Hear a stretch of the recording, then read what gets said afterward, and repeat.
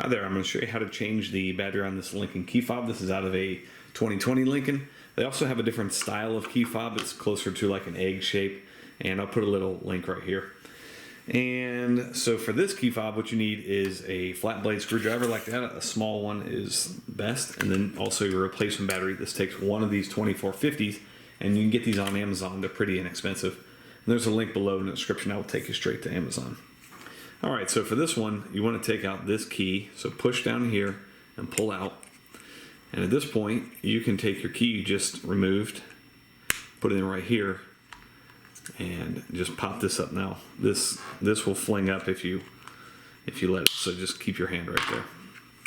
All right, so basically, there's these two clips, and then a little ledge right there, and that clips in right there and right there. All right, so this is where you use your small screwdriver. Put it right here, take out your old battery.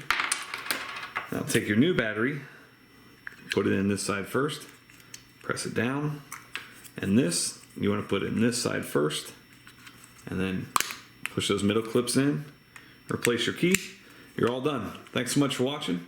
Make sure you hit that thumbs up button.